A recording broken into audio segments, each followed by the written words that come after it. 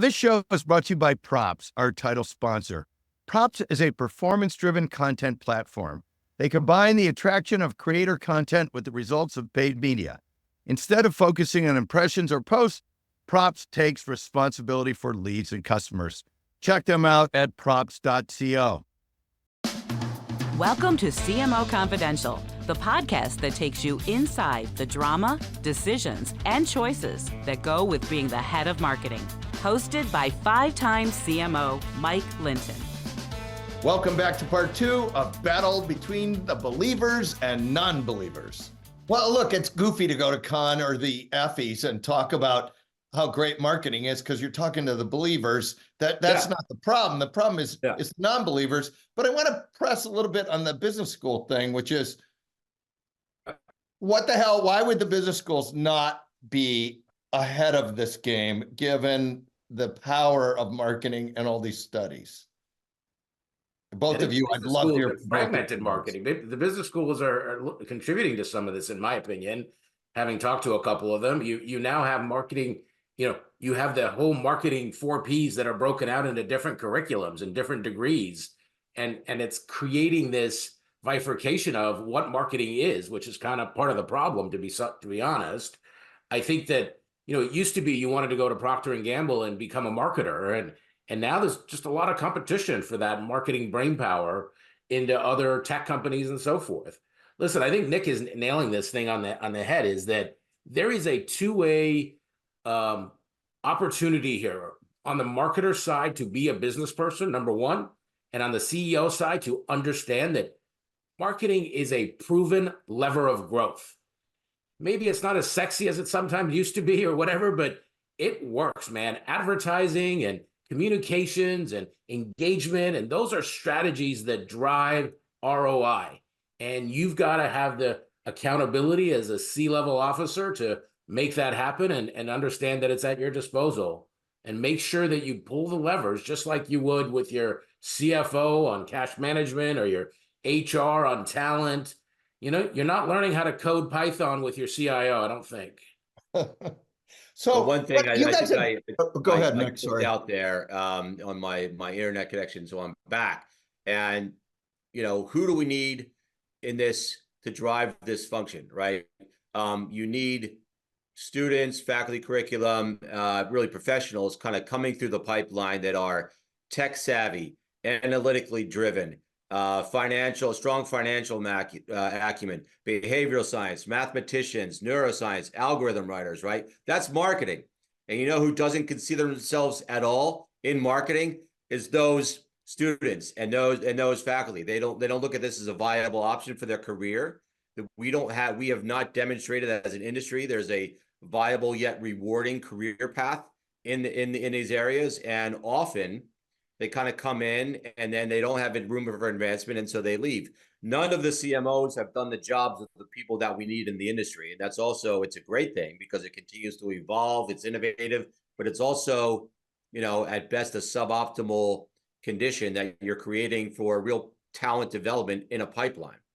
Well, I just want to call out that both of you threw the B schools out here for not actually doing a very good job in marketing. And I concur with this. What I would say is a lot of the B schools are teaching tactics, not leadership and strategy, and they busted it up into tactics. So what should the B schools be doing that they're not? And we have a bunch of B school professors. I look at that also as one of our problems as an industry. We are not in the classrooms in influencing curriculum nearly enough as we should be. Other professions and industries go in and they're pulling out candidates and job applicants dozens at a time, if not hundreds at a time. They're spending weeks on campus. They are getting involved in the development of curriculum in a meaningful way. They're investing in the next leaders of the organizations.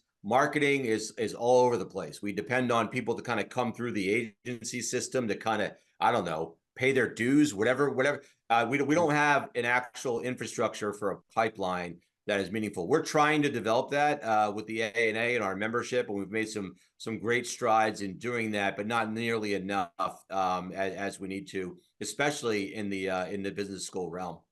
So this is, I'm going to use this to call, I've had a bunch of professors on the show, or we've had a bunch of professors. We're going to, I would love to get a business school dean on the show. So if anybody's listening and wants to come on, yeah. I also want to say where this all is also showing up from a lot of our listeners is there's often a really unclear remit that gets attached to marketing. Even when you look at the job specs or you talk to people on the lead team when you're interviewing, how do you let's just talk about the whole interview process. And then when you get in the job, you have this remit that is often, unrealistic or wrong, even when you're going through the interview. Tell us about this and then how you should manage it in the interview process and then when you start. I mean, that's another episode, I feel like, of a conversation. We can do more episodes, but let's top line it here. I mean, listen, I think that it comes back to, like we were saying in the beginning, I think you need clear alignment in what the remit is to drive the business outcomes that matter. Not doing cool social or cool creative or a new website or whatever it is, because that's on the list, but really understanding how it drives the outcomes the business is going to materially have impact on. And I think that's the mind shift that all of marketing has to take, is we have to reimagine all of these things, and we have to be systematic in thinking about how we connect the dots to move that needle. Because we are, I mean, listen, it's the way I'm actually even going to say it is we're hurting our customers, right? Like, we still operate as an org chart in many kinds, like in many companies that I see. You have different product divisions that have different messaging. You have different websites. You have different experiences. It's 2024, folks. We have amazing technology out there, personalization, and we're just scratching the surface of how Robert, we're impacting them. I don't want to let this point go unmentioned because I think it's a really deep point, which is somebody is representing a function like digital or performance marketing or brand, but no one's representing the customer. So the customer experience and the entire management of the customer is falling through the cracks while each function optimizes its thing. Is that right? Is that what you're saying? 100%. I mean, one of my favorite things that I say a lot, which I babble about a lot of things, but I actually think it's in the job description of the CMO to remove customer friction across the organization. It is our jobs to make it easier to do business with us. It's our jobs to optimize how the customer wants to buy. It's our job to be where the customer wants to be, not where we want them to be. I remember I worked at a big bank, and we were debating that social media was a place that customers actually wanted to learn about products and might ask service questions. And you had a set of people that thought I was crazy that was going to actually be a thing. Well, here we are now. And that's the point, is that we've got to have advocates at that table, at that C-suite table, to move organizations to do what's right for their customer. Nick, thoughts on that? Because you're talking to a ton of people. You're talking to a ton of marketers. Any thoughts on that? Oh, yeah, I would say that it's a, well, first, let me just kind of circle back to that job, right? If you Robert mentioned banks, you take the top 3 banks that are really in my area here in New York, and I could look out the window and see them. If you look at any job in the C-suite, the CFO, the head of retail, the head of business banking, operations, the CEOs, you could basically take their resumes and just swap logos on different backgrounds that they have, right? But literally, if you take the CMO's role, first of all, one of them has like 30 different CMOs in different areas. The other one has the CMO reporting into like an operations vice chair or this or that. And the other one has a CMO reporting into the CEO with a totally different background than any of the other CMOs had.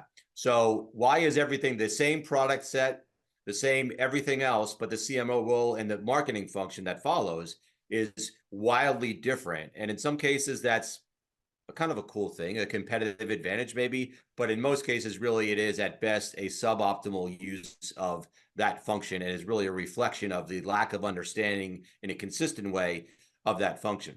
I want to talk about what you do to start fixing that, but I want to give that. I love the banking examples, because the same bank that has, say, my mortgage and my credit card and is minting money off of me because of my mortgage and my credit card, and they will send me a letter or an email saying, "Don't you want to pay $10 a month for privacy protection," or whatever the hell it is? And I'm like, don't you want to just give that to me for free, given all the money you're making off of me? But they don't, because they see me as a set of transactions. But how do I go about changing that to start the shift you guys are talking about? I mean, I know we kind of keep saying it in the same kind of way, which is the marketing function needs to move from perceived pretty pictures to customer insights, right? Yeah. Like, we've got to be able to talk the customer into the business language that our C-suite counterparts will understand and be able to activate. That's the fundamental shift. And I think that's no small task, but it is significant. And I think, again, when we see it done right, and Nick and I interviewed a bunch of people that are amazing CMOs in some of the leading brands, as you would expect, but even some that may not have the notoriety that some of them have. They are extremely connected with their CEO. Inversely, we interviewed people that talk to their CEO once a quarter. But let me flip this and say, so if you're interviewing and you want to be a successful CMO, or you're looking at jobs and you see that the company is run by your type 3 CEO who's a non-believer, should you not take that job because you are doomed to fail? And they're going to be comparing their results to the companies that already have a CMO in there, and not taking any responsibility for the fact that maybe they or their structure are at fault. If you're interviewing for a job and you see, we'll just call it type 3 CEO, should you shy away from that job thinking this is a doom loop for me? Listen, I mean, it's not our place to tell anybody to take or not take a job, and whatever. But on this show, it is. It's a hypothetical. I know what you're saying. I know what you're trying to do. Usually those jobs are, I don't think they're naive when they take those jobs. And usually those positions are accompanied by a big check that seems to make sense at the time when they're taking the job. Or like a lot of CMOs of A-type personalities, they're up for the challenge, and they think they're the ones who could actually make it. Yeah, you're the one that's going to break the chain of, when they say we fired 3 agencies and 3 CMOs, but you are now going to fix this. Yeah, and I think the process of interviewing is actually a pretty appropriate process to or at least approach to kind of take with that job, not just in the interview process, but really have that. You're making sure that you are aligned with the stakeholders, that you've got clear, here's what I could bring to you, how do I connect and really connect what I'm doing to make sure it's delivering value to you, and how can I continue to help you? That should not be just an interview and then you don't ask those questions again. That's part of the job, is actually just continuing that, because those expectations are going to evolve.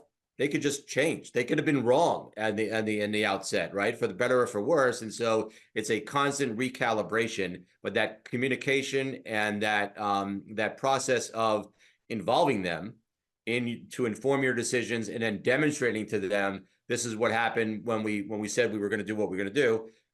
That's got to be constant. And that is part of the job of those who are winning. I agree. And I think you probably have, in the interview, you probably have the most power to set the stage that you're ever going to have, and you should do that. I want to flip the discussion over to, something we touched on earlier, but given the power of growth and the belief that marketing can drive a lot of growth, why are there so few marketers on boards?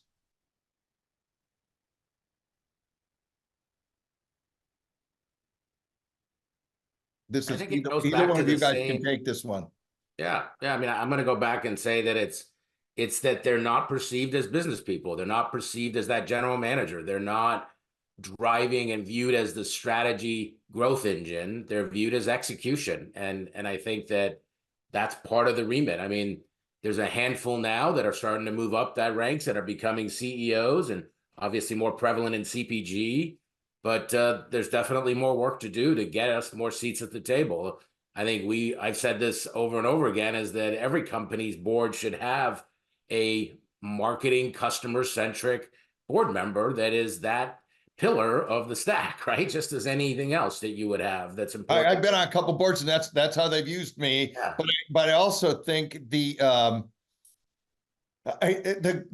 companies that really value the customer experience should be out there looking for CMOs that actually get it and can manage the whole show, versus saying, I need someone from performance marketing or someone from this company. Yeah. Nick, anything to add to that? Yeah, no, I mean, I think, you know, the leading agencies, you know, search and so forth are actually starting to turn their focus to this. You've got, you know, the Greg Welsh's at Spencer Stewart, and others are certainly following.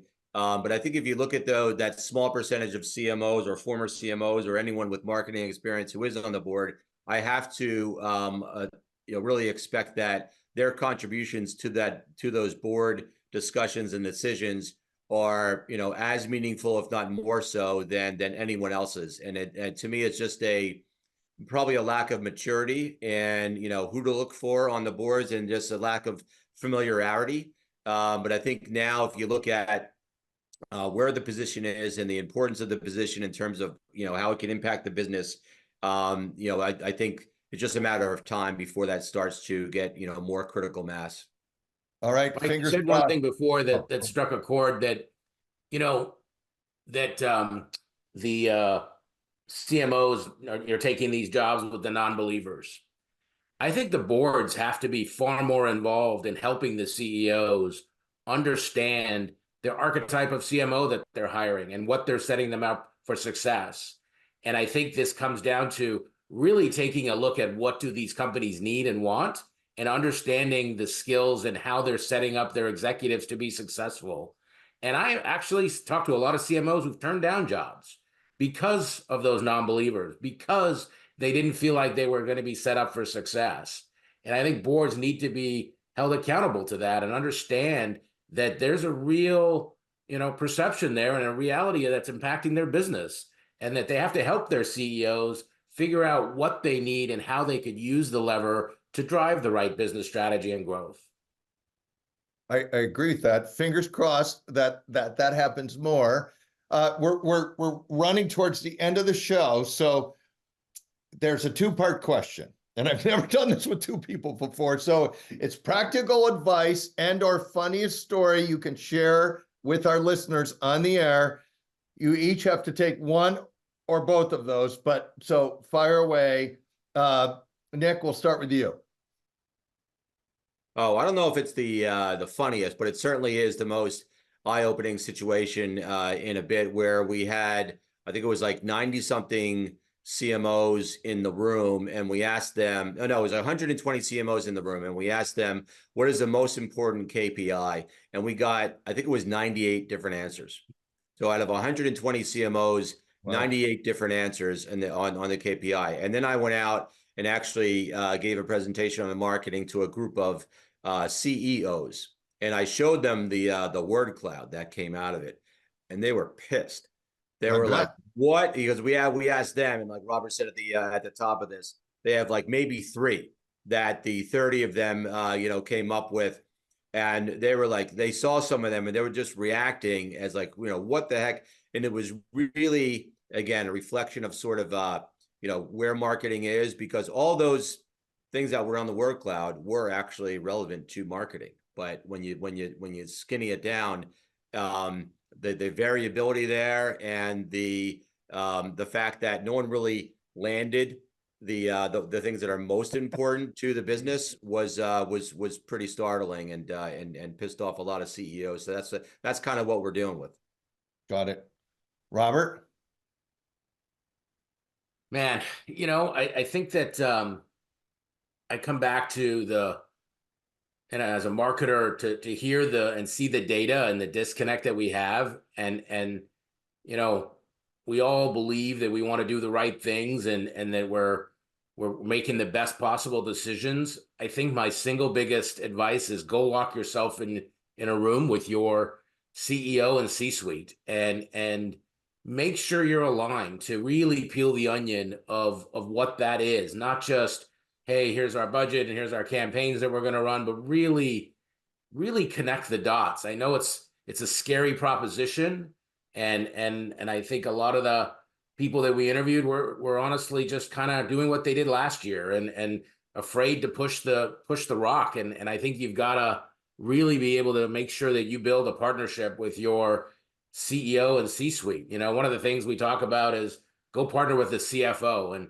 everybody dreads the call from finance, but man, if they're on your team and they understand the measurement and they understand how you're doing it, they're advocates, become advocates for you. So I think I would continue to advise every CMO to spend as much time as you can with your C-suite partners and make sure your team members together attacking the business strategy. I completely agree with that. And I've always had, when I've been CMO or CRO, had a marketing CFO in my group, because you don't want to, like, that closeness is super important. And I think that is a really good way to end the show. Thank you, Nick, and thank you, Robert. And thanks to everyone for listening to CMO Confidential.